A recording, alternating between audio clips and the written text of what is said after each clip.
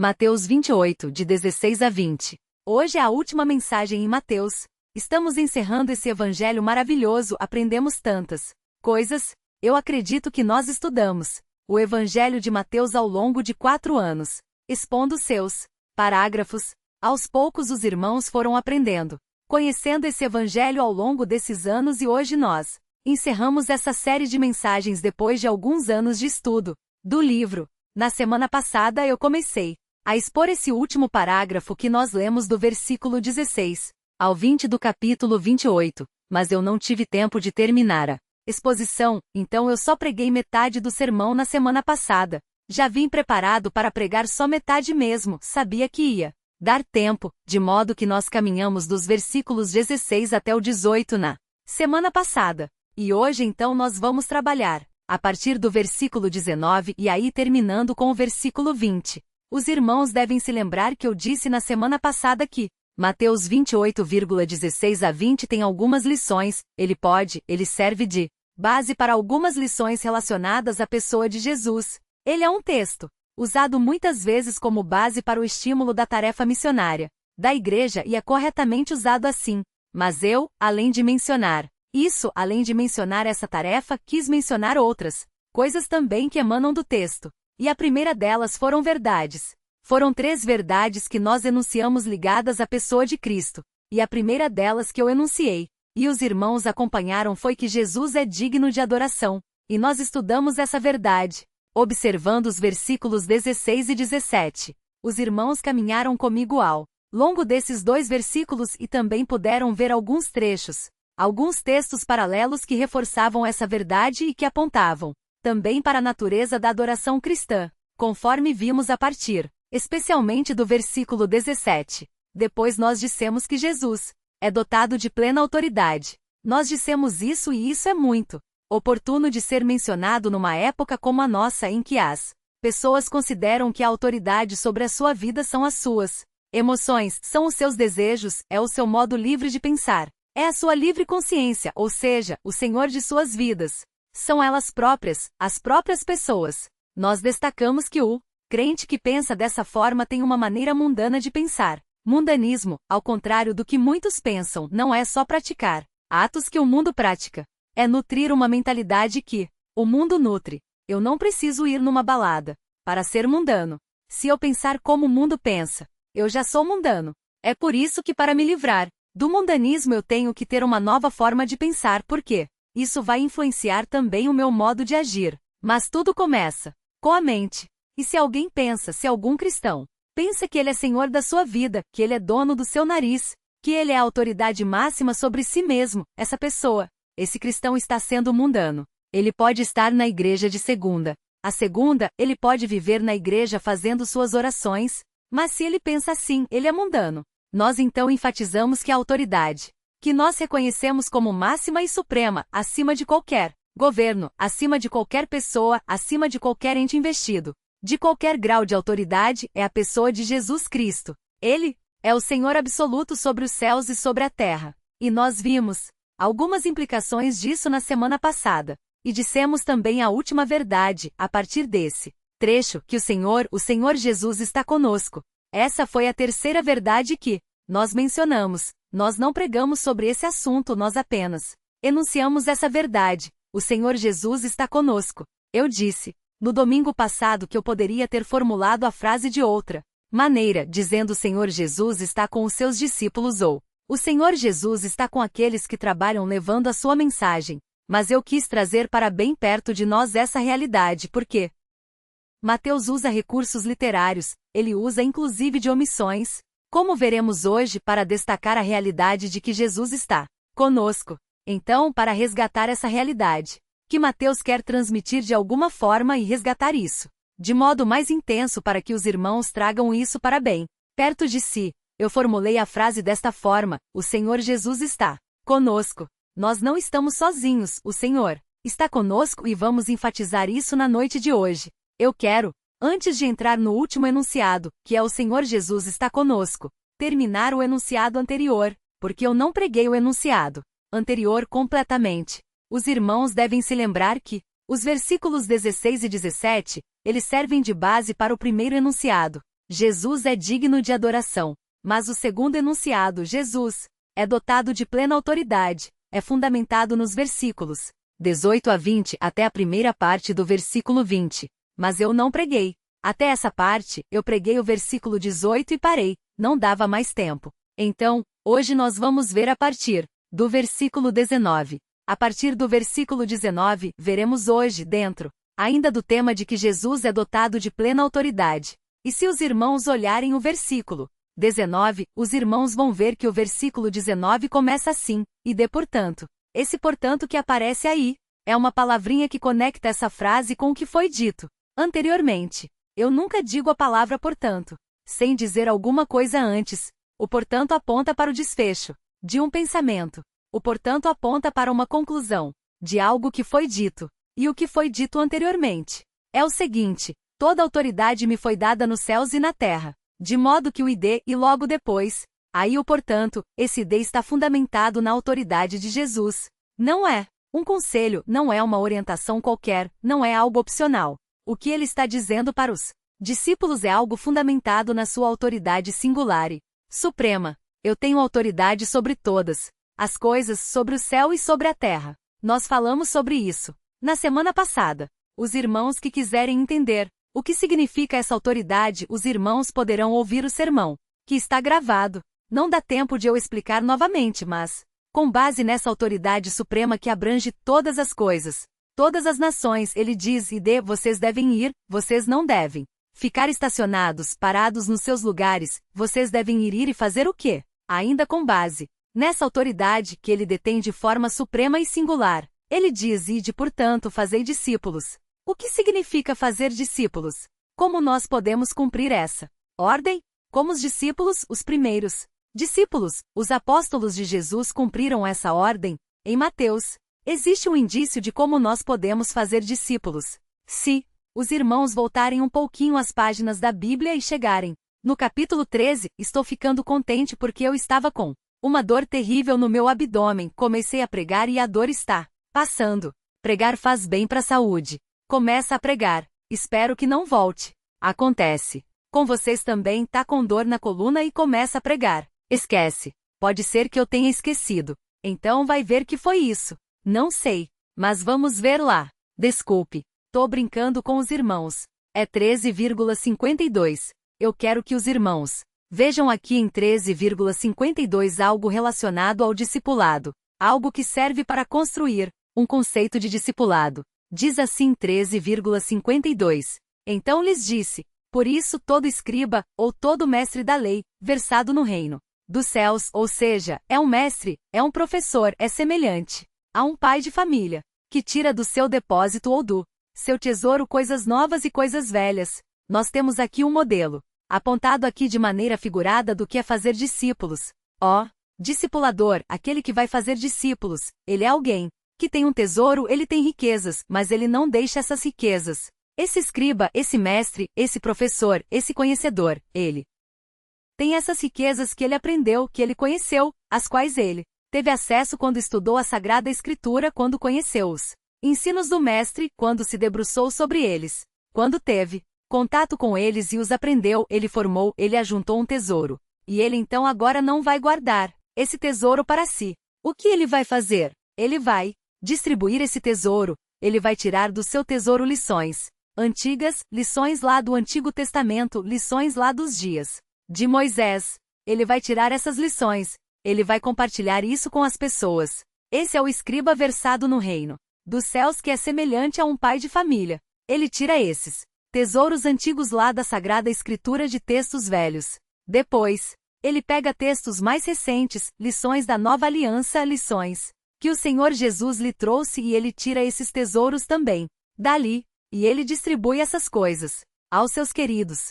E ao fazer isso então, ele age como alguém que faz discípulos. Ele está ensinando, ele está compartilhando os tesouros que ele acumulou. É essa a ideia que o Senhor transmite aqui. Ele quer que os seus discípulos se tornem pessoas assim, escribas, versados na palavra de Deus, que detêm a posse de um tesouro extraordinário. Esse tesouro é o Evangelho. Esse tesouro é a verdade. Esse tesouro é o pão espiritual da palavra que mata a fome, que mata a sede, que dá direção. Esse tesouro é luz para aqueles que estão na escuridão. É pão para aqueles que têm o coração faminto. É uma bússola para aqueles que estão perdidos no mar deste mundo sem saber em que direção caminhar, sem saber em que direção navegar. Esse é o tesouro, de modo que o discípulo de Jesus que faz isso, que faz discípulos que transmite essas coisas, ele dá do seu tesouro, um tesouro preciosíssimo. A essas pessoas, as pessoas ao redor que estão padecendo, que estão sofrendo, que estão perdidas, sem direção e estão famintas. São como ovelhas sem pastor. Os irmãos pensam que o mundo é feliz, isso é uma grande ilusão. O mundo é extremamente infeliz. O mundo procura diversões para tentar apagar o grande vazio, o grande temor, a grande tristeza que há dentro de cada um. O mundo vive na escuridão. Ninguém mata a sede com água suja, com água salgada, a água que é oferecida. Aí fora, nem só de pão o homem viverá, mas de toda palavra que procede da boca de Deus. As pessoas não se satisfazem só com alimento, só com churrasco, só de final de semana, só com almoços em restaurantes. Não, nós não temos só estômago, nós temos um coração. Não é só o estômago que tem fome, o coração tem fome. Não é só o corpo que é faminto, a alma é faminta. E nós, discípulos de Jesus, temos um tesouro. Temos o alimento para a alma, para o coração. E nós temos que tirar esse alimento do seu segredo, dos nossos cofres, dos nossos baús. E temos que compartilhar isso com as pessoas. Isso é fazer discípulos. Muito cuidado, quero alertá-los acerca de um problema que tem surgido nos dias atuais, não tanto nos dias atuais se considerarmos as últimas décadas, os últimos 30 anos, enfim, tem surgido dentro do evangelicalismo. Os irmãos já devem ter ouvido falar alguns movimentos de discipulado. Eventualmente eu recebo e-mails de pessoas que foram alcançadas por esses movimentos e escrevem pedindo ajuda, pedindo orientação porque foram prejudicadas por esses movimentos. Tem o movimento de G12, que é conhecido aí como movimento de fazer discípulos, mas o movimento que tem aparecido com uma frequência um pouco maior nos últimos 15 anos é chamado de MDA. Não sei se já ouviram falar disso. MDA. Eu tenho recebido algumas mensagens, alguns e-mails perguntando sobre esse movimento. Esse movimento, MDA, significa Modelo de Discipulado Apostólico. Modelo de Discipulado Apostólico. Ele é proposto por um pastor chamado Abi Huber, e esse pastor é pastor da Igreja da Paz em Fortaleza. E ele diz que ele teve uma revelação de Deus mostrando para ele como deveria ser discipulado e ele, então, trabalha com isso na sua igreja e tem promulgado esse modelo por aí afora e está se espalhando bastante. Várias igrejas têm adotado esse modelo desse pastor Abi Huber. O que acontece? Dentro desse modelo é algo que não é um modelo apostólico, não. Tem nada de apostólico, os apóstolos nunca nem sonharam com o modelo que ele propõe, nunca ensinaram o modelo que ele propõe, nada disso, tudo invenção. E é um modelo perigoso, por quê? O que acontece? Dentro desse modelo a ênfase é no discipulado individual. Todo crente tem que ter um discípulo individual. E o que acontece? Esse discipulador, ele gruda no discípulo e ele semanalmente, ou quase que diariamente, ele se aproxima do discípulo e fica vasculhando a vida da pessoa, perguntando tudo: como é que foi essa semana? Você está bem? Estou bem. Não, mas deve ter alguma coisa para você me falar. E fica então ali vasculhando a vida da pessoa, tentando tirar alguma coisa, e assim que tira alguma coisa, fica sabendo de alguma coisa, então ele começa a aconselhar aquela pessoa, dar orientações para aquela pessoa. E assim continuamente. Esse tipo de discipulado, entre aspas, na realidade não foi inventado por esse pastor. Tipo de discipulado existe já numa seita chamada Igreja de Cristo Internacional. Movimento de Boston é uma seita que pratica esse tipo de discipulado. E o que acontece na realidade dentro desse modelo é um controle que o discipulador exerce sobre a pessoa, invadindo sua privacidade, se envolvendo em questões da vida pessoal daquele indivíduo e tirando a sua liberdade, tirando a sua privacidade. Tudo isso é roubado da pessoa. É uma forma até de manipulação. E isso não tem nada que ver. Isso não tem absolutamente nada que ver com o modelo bíblico. Porque no modelo bíblico o discipulado ocorre no contexto eclesiástico. No modelo coletivo. Quando que nós fazemos discípulos? É claro, quando nós evangelizamos. Isso claro, isso acontece, mas na sequência desse discipulado, A sequência do discipulado cristão acontece na igreja reunida quando os pastores mestres ensinam o povo enquanto os irmãos estão ouvindo este sermão ou ouvindo uma aula, os irmãos estão aprendendo. E o discipulado está acontecendo e esse discipulado acontece também no convívio amoroso, no convívio amigo, no convívio produtivo da igreja. Não existe um discipulado a um. Eu lá no meu cantinho com o meu discípulo, ensinando coisas para ele, dando conselhinhos para ele. Isso pode acontecer em um momento ou outro, mas não nesse formato contínuo de eu ter lá o meu discípulo e andar com ele continuamente o tempo todo, me envolvendo na vida dele em aspectos particulares da vida dele que não me dizem respeito. Não é assim que funciona. O apóstolo Paulo, quando ele cumpriu a ordem de fazer discípulos, ele saiu fundando igrejas. Os demais apóstolos da mesma forma não pegaram pessoas e ficaram lá conversando com elas e tentando descobrir se tem algum problema na sua vida. Não foi assim. Eles começaram a fazer discípulos, fundando igrejas. Os discípulos estavam ali e nesse convívio amoroso, produtivo, amigo, em que um conversa com o outro, em que um anda com o outro, em que um tem amizade com o outro, em que todos juntos se reúnem e aprendem. É nesse processo coletivo, conjunto que acontece o discipulado contínuo cristão, e não nesse modelo que é ensinado por aí. Nós temos visto isso. Alguns e-mails têm chegado falando desse problema, igrejas têm sido enfraquecidas por causa desse modelo MDA, que não é um modelo bíblico absolutamente, são invenções novas. E as pessoas então inventam essas coisas e dizem que Deus revelou, porque se Deus revelou, então tem autoridade. Mas Deus não revelou nada disso. É coisa da cabeça da pessoa. Ele inventa e sai falando por aí. Na realidade, o fazer discípulos é algo que envolve a igreja como um todo, é algo que envolve a coletividade, o povo de Deus reunido, aprendendo com seus mestres e aprendendo uns com os outros nesse contexto de amizade. Nesse contexto de compartilhar muito, todos juntos vivendo amorosamente, amigavelmente na igreja, juntos na igreja. Uma das provas disso é o texto que estamos lendo que diz, portanto, fazer discípulos de todas as nações. Nós já mencionamos essa frase, todas as nações, isso é uma ampliação do capítulo 10, versículos 5 e 6, no capítulo 10, versículos 5 e 6, os discípulos tinham que pregar somente para Israel. Agora aqui o Senhor amplia isso e fala, não, vocês vão pregar para todas as nações e não somente para Israel. E ele diz na sequência, batizando-os em nome do Pai. E aí a sequência vai batizando-os. E aí vai a sequência. O ato de batizar é um ato que insere a pessoa aonde? Num grupo. Ninguém é batizado e segue a vida sozinho. Ninguém é batizado e segue a vida com mais um ali, discipulando ele. Não. O ato de batizar insere a pessoa num grupo, de maneira que fazer discípulos é inserir alguém numa comunidade, dentro da qual ela vai viver, dentro da qual ela vai aprender e dentro da qual e junto à qual ela vai caminhar. O texto diz fazer discípulos de todas as nações. Essa expressão, todas as nações, ela aparece, se os irmãos virarem um pouquinho as páginas da Bíblia. Os irmãos verão no capítulo 24 quando aparece essa expressão, pela primeira vez. No capítulo 24, versículo 9.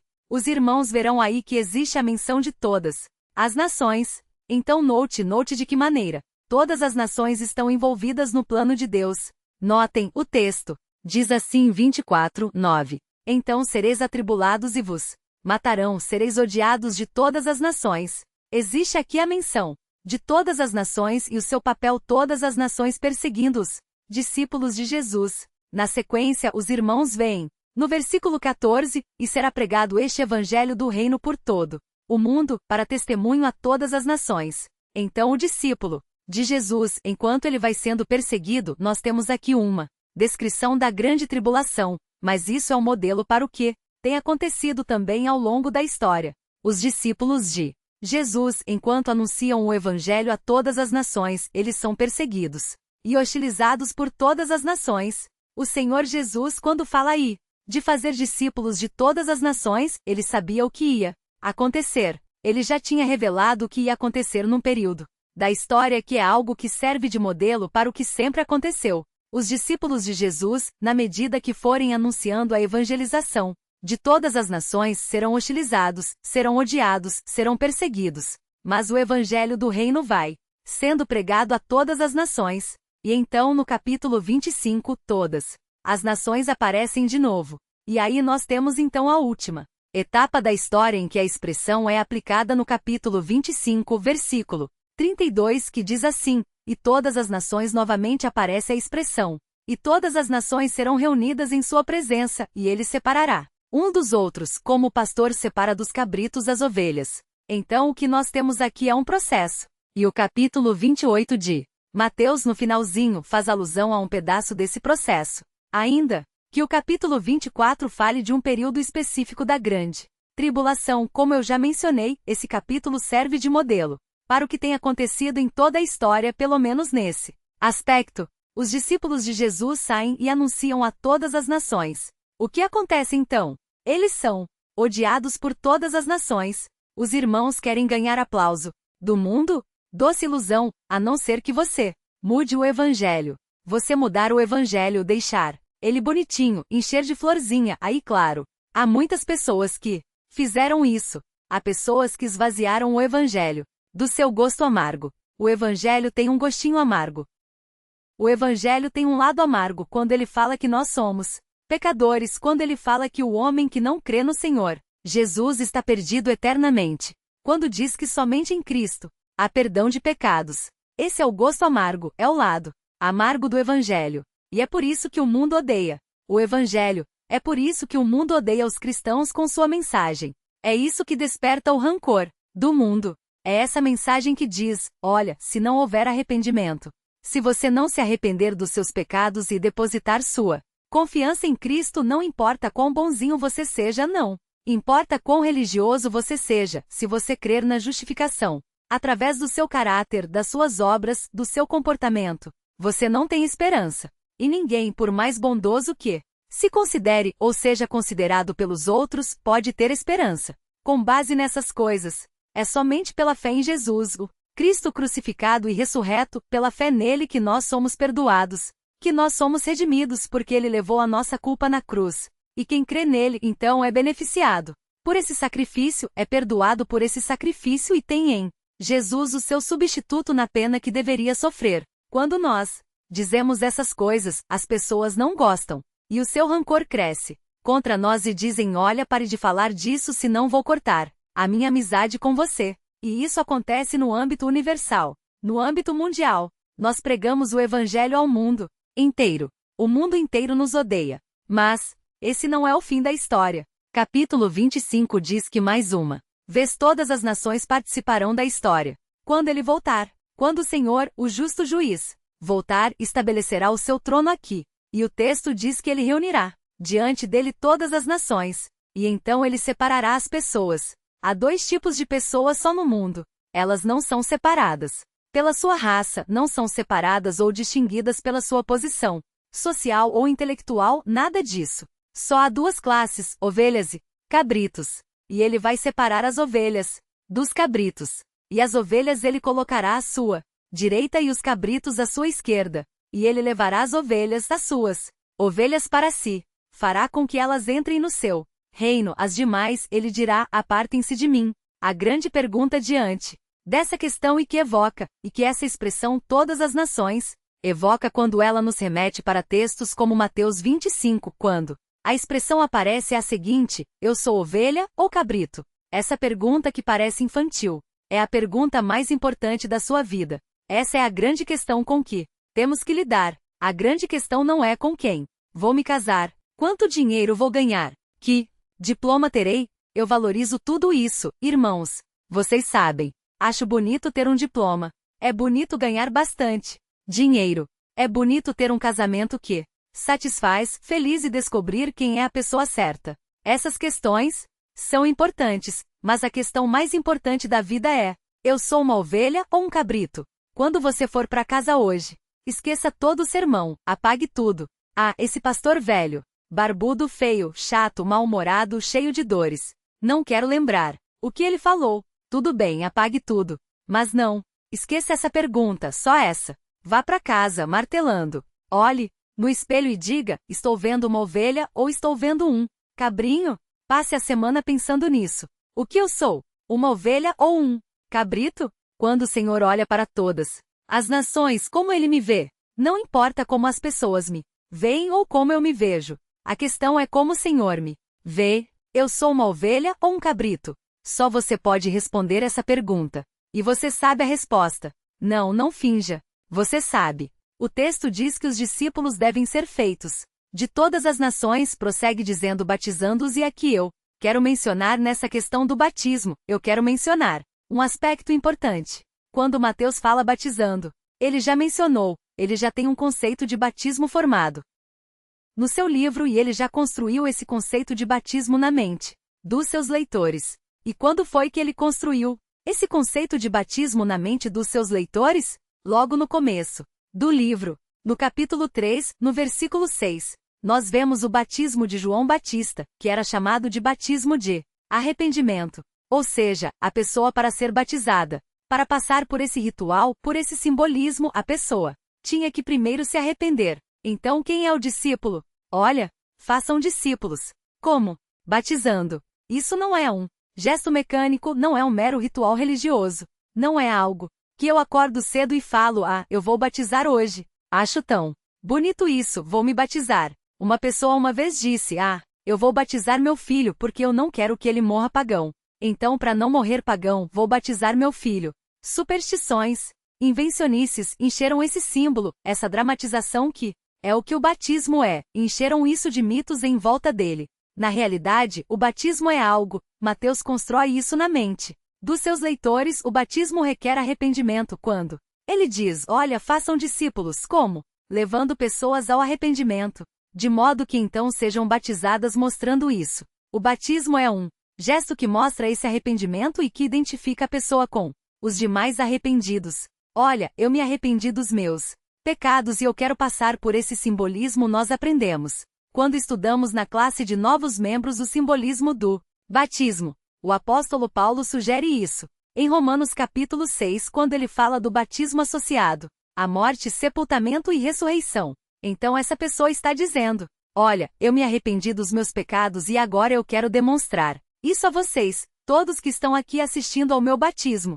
Eu quero mostrar isso para vocês, o que aconteceu comigo eu quero anunciar a vocês de modo dramatizado. Sabe o que aconteceu comigo? Eu me arrependi dos meus pecados. Eu mudei meu pensamento acerca de Jesus Cristo. Antes para mim ele era um personagem histórico qualquer, hoje ele é o meu Salvador. Então, ao me arrepender do meu modo de pensar, ao me arrepender dos meus pecados, eu morri. Eu morri para a pessoa que eu era. Eu não sou mais aquela pessoa, eu sou uma nova criatura. Quando eu me arrependi e passei a crer nele, eu nasci de novo. Eu me tornei um outro ser. Eu morri para aquela vida antiga. Eu deixei de ser aquela pessoa que eu era antes e eu nasci de novo. Eu ressuscitei para uma vida nova. Por isso estou sendo mergulhado na água como um símbolo de sepultamento. Estão vendo? A pessoa mergulha na água, está morta, sepultada, mas ela não fica lá, ela é trazida de volta. O que significa isso? Ela está dizendo com esse gesto,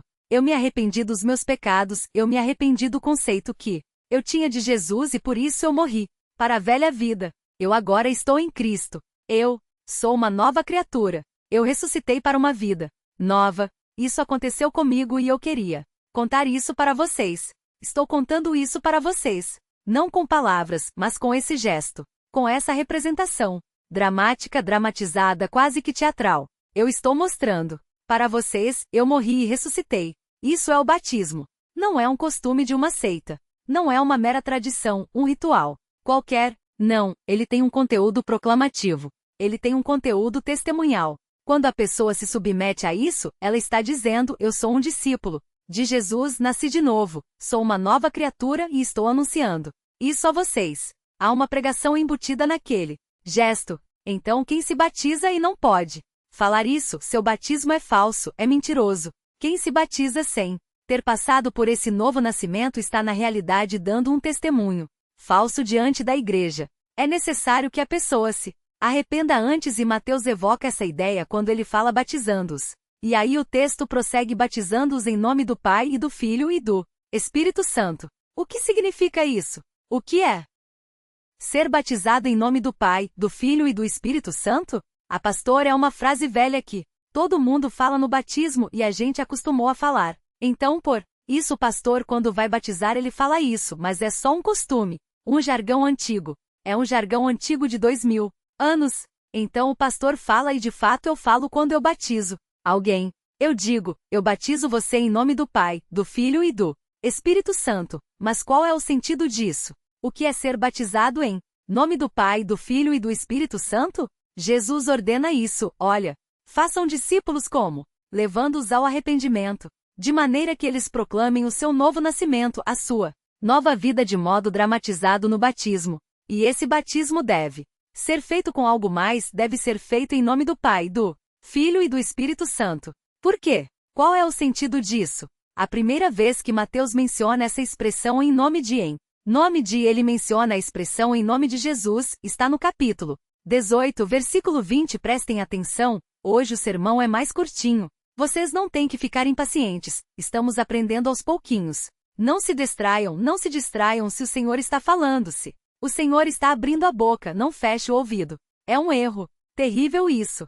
Se o Senhor está falando, abrindo a boca, nós fecharmos o ouvido, é o contrário. O Senhor tem que falar, abrir a boca e nós abrimos o ouvido. Vejam 18, 20. O texto diz assim, preste atenção. Porque onde estiverem 2 ou 3 reunidos em meu nome, aparece aqui a expressão de novo, em nome de. Onde estiverem 2 ou 3 reunidos em meu nome, ali estou no meio deles. Aqui nós temos uma pista do que significa em nome de. O que é então em nome do Pai? Desculpe, nome do Pai, do Filho e do Espírito Santo. Significa fazer algo estando unido e comprometido com o Pai, o Filho e o Espírito Santo. Essas pessoas que estavam reunidas, ou que vão se reunir em nome de Jesus são pessoas reunidas, unidas a Ele e comprometidas com Ele. E esse é o batismo em nome do Pai e do Filho e do Espírito Santo. A pessoa batizada sim, ela está dizendo, olha, eu estou me comprometendo com o Pai, com o Filho e com o Espírito Santo, eu estou me comprometendo com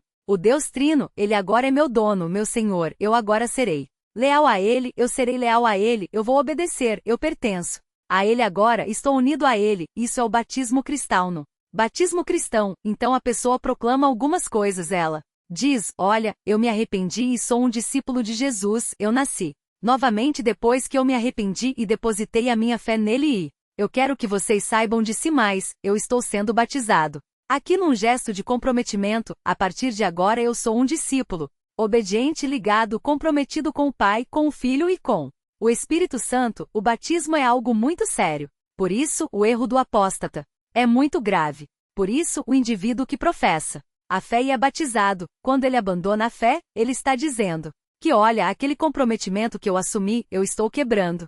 Ele agora diante de todos vocês. Ele rompe isso. Por isso, as pessoas que vão se batizar, elas têm que avaliar muito bem suas vidas, se elas querem dar esse testemunho, se isso de fato aconteceu. E se elas querem declarar esse comprometimento tão intenso, tão forte com a pessoa do Deus verdadeiro, com o ser do Deus Trino. E o texto prossegue dizendo, ensinando-os a guardar. Temos que ensinar a guardar. Para os judeus, ter uma religião não era algo ligado somente a um conjunto de crenças. Não era só isso. Hoje nós pensamos assim, eu creio algumas coisas, então eu estou observando a minha religião.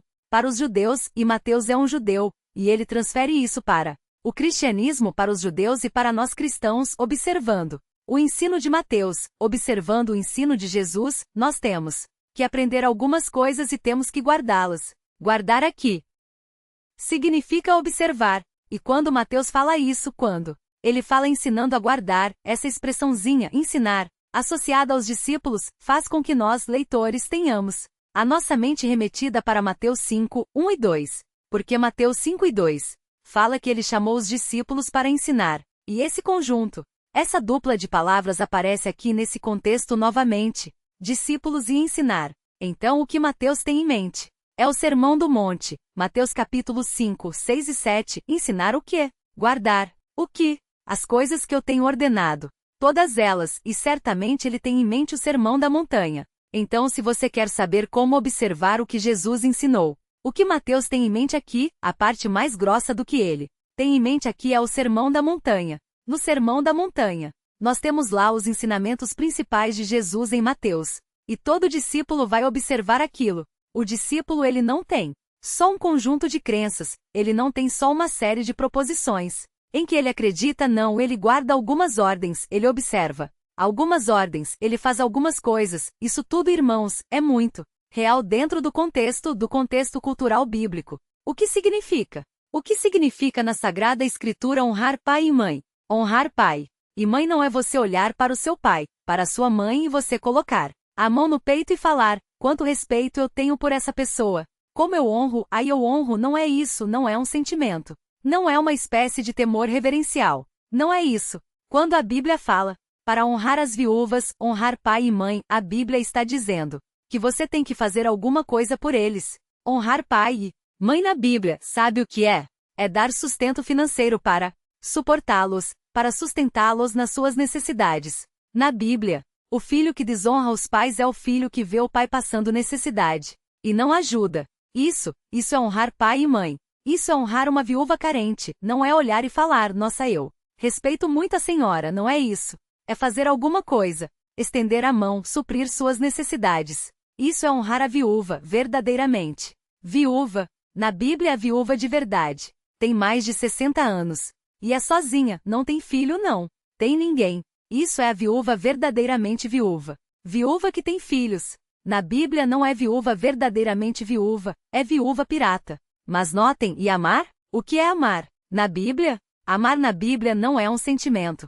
Maridos, amai vossas mulheres. Não é isso. Não é o que nós vemos nas músicas. O coração bater mais forte. A pessoa ficar emocionada quando vê a outra. Na Bíblia, amar não. É só isso. Na Bíblia, amar é fazer alguma coisa sacrificialmente por alguém. É você fazer algo pelo bem de outra pessoa, pagando um preço por isso. Isso é amar alguém. Se você diz que ama alguém e não faz isso, é mentira. Seu amor não existe, tem uma emoçãozinha lá qualquer, não sei, mas não é o amor verdadeiro. Um dia alguém me disse, alguém que desprezava os seus pais, disse pra mim, pastor, esse é meu jeito de amar. Eu disse, mas quem falou que cada um tem um jeito de amar? Quem falou que o amor depende do conceito de cada um? Quem você pensa que é para definir o amor? Para dizer, isso aqui é um amor, é o meu jeito. Quem disse que o amor é subjetivo? Nesse grau, ao ponto de você definir o que é ou não amar. O apóstolo Paulo já definiu como é o amor. Lembram? Em 1 Coríntios 13, o amor tudo sofre, tudo crê, tudo espera, tudo suporta. O amor não trata com leviandade. Isso é o amor. Só tem um jeito de amar. Não tem o seu jeito de amar. Tem o jeito de amar. Um só. E se você não trata os seus pais desse jeito, isso aí que você faz não é o seu jeito de amar. É uma grande demonstração aberta de completa falta de amor pelos seus pais. Você não ama os seus pais. Amar envolve fazer alguma coisa, e você não faz. Se você não faz, você não ama. Quando falamos sobre fé, vejam.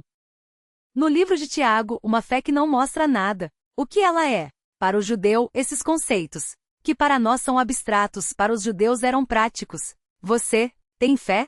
Cadê? Eu quero ver. Como você quer ver minha fé? Está no meu coração. Desculpe, amigo. A fé não é assim, a fé não fica no coração. Ela pode até nascer no coração, mas ela vem para as mãos. Essa conversa você não sabe. Você não sabe a fé que eu tenho no meu coração. Conversa furada. Papo furado.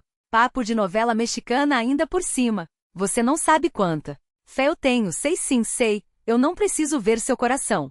Não preciso ver seu coração. Eu posso ouvir suas palavras. Posso ver as suas mãos, posso ver os seus pés, posso ver os seus gestos. Tudo isso mostra a sua fé. Quer saber? E eu não vejo a sua fé nas suas mãos, nem nos seus pés, nem na sua boca, nem no seu comportamento. É mentira. Você não tem fé nenhuma. Então, quando nós dizemos, olha, eu sou um discípulo de Jesus. Ah é? Quero ver. É ensinando-os a guardar. Mas você não observa nada do que ele diz. Você não faz o que ele manda. Você não realiza o que ele mandou realizar. Você não obedece às suas ordens. Não caminha conforme ele mandou caminhar. Você não toma a sua cruz e o segue. Você não perdoa seu irmão. Você não tem uma vida íntegra, reta. Você não vive em santidade. Você não preserva a paz no meio dos seus irmãos. Nem na igreja você vai. Você tem que colocar no Waze o endereço da igreja para você se lembrar de onde é. Vocês sabem que é o Waze, né? Sabe? Como é que chama? Tem um Waze. É o GPS. Tem que colocar no GPS. Tem que pegar o mapa. Nem sabe. Você não tem comunhão com seus irmãos como Jesus manda. Não há amor entre você da sua parte por seus irmãos. Que discípulo é você? A realidade que eu vejo não se harmoniza com aquilo que você diz, você não guarda, você deveria guardar o que ele ensinou, você não guarda, só fala, mas não guarda. Você não é um discípulo de verdade e o Senhor Jesus é a autoridade. Nós devemos dar à nossa fé uma dimensão histórica. Nós devemos dar à nossa fé e ao nosso caráter de discípulos uma dimensão vivencial. Nós não podemos ser discípulos meramente cerebrais. Não podemos ser discípulos somente na mente. Nós não podemos ser discípulos somente no coração. Não, irmãos. Irmãos, o mundo está cansado de palavras. Nós temos que ser discípulos nos nossos pés. Temos que ser discípulos nas nossas mãos. Temos que ser discípulos de maneira que no mundo exterior isso seja percebido e visto. E as pessoas possam olhar para você, para as suas mãos, para os seus pés, para as suas palavras. E dizer, este é um discípulo de verdade. Este é o discípulo que Jesus, que tem toda a autoridade, quer que nós sejamos. E o texto termina na parte final do versículo 20 dizendo, e eis que estou convosco todos os dias até a consumação dos séculos. Algumas semanas atrás, eu disse para os irmãos que o texto de Mateus 28, de 11 em diante, ele tinha algumas ênfases. Nós expusemos o texto a partir dessas ênfases. E essas ênfases, eu disse para vocês que o sinal da ênfase estava numa expressão grega que aparecia no texto. E essa expressão grega era kai. Lembram? Kai-do. Lembram dessa expressão?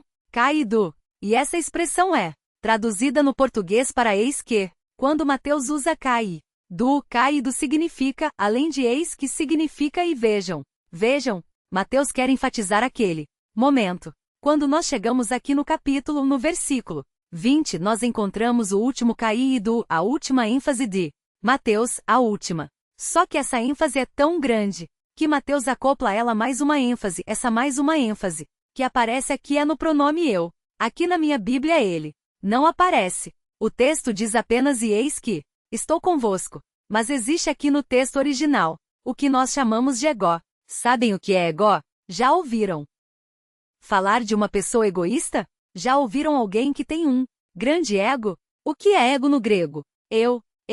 Quando o autor grego escreve em grego, ou aqui no caso Jesus falando, quer enfatizar o eu, ele usa essa expressão ego. Eu. Então o que nós temos aqui é o kai-do, que é enfático, e o ego. Por quê? Porque o evangelho está terminando. Assim, vejam, o evangelho está dizendo. Vejam, parem de olhar ao redor e vejam, fiquem atentos para isso, observem, voltem os olhos para isso, vejam, fiquem tranquilos, não vou quebrar o púlpito de novo, não. Pensaram que ia quebrar o púlpito de novo? Estou preparado já, não quebro mais. Eu bato em cima da madeira. Agora, vejam, observem com toda atenção. Vejam, eu estou convosco. Eu estarei com vocês. Quando? Todos os dias. Sempre. Eu vou estar com vocês todos os dias, enquanto vocês estiverem anunciando a verdade, eu vou estar com vocês. Enquanto vocês estiverem fazendo discípulos e anunciando todas as coisas que eu vos tenho ordenado, eu vou estar com vocês. Nós, muitas vezes que pregamos o Evangelho, que anunciamos a verdade, nos sentimos sozinhos muitas vezes. São poucas pessoas que fazem isso. E nós nos sentimos solitários. Mas ele diz, não se enganem com essas impressões. Vejam, olhem, deem um close nisso. É o último close de Mateus. É o último momento em que a câmera de Mateus focaliza uma imagem e traz essa imagem para perto de nós. Vejam, eu estou com vocês. E vou estar com vocês todos os dias até a consumação dos séculos. E quando nós olhamos para isso, quando olhamos para essa expressão, até a consumação dos séculos, nós então nos lembramos de uma coisa: chegará o tempo em que o nosso trabalho vai terminar. O nosso alvo não tem fim, são todas as nações, não tem fim o nosso alvo, mas o tempo de fazer isso tem um fim. E quando é o fim? Quando é o fim? Na consumação dos séculos. Quando eu vi isso, eu me animei um pouquinho. Sabe por quê? Porque às vezes eu penso, meu ministério vai acabar, eu vou me aposentar. O quê? O que você falou? Se aposentar? A consumação dos séculos já chegou. Pastor Marcos, a tarefa vai até a consumação dos séculos. A tarefa não vai até o fim da juventude. A tarefa não vai até o fim da sua saúde. A tarefa vai até o fim dos séculos. Eu escrevi um parágrafo enquanto eu pensava nessas coisas. Eu escrevi assim: o alvo da tarefa não tem fronteiras, mas o tempo da tarefa tem. Os séculos vão acabar e então, sim, descansaremos no fim sem fim. Dá-nos, Senhor, forças. Fica conosco todos os dias conforme prometeste enquanto espalhamos sua luz. É verdade que talvez não vejamos o fim dos séculos, mas certamente veremos o fim dos nossos dias. Durante todo esse tempo não podemos parar, não podemos nos aposentar, pois a tarefa não termina com o fim da nossa juventude nem com o fim das nossas forças, nem tampouco com o fim das nossas vidas.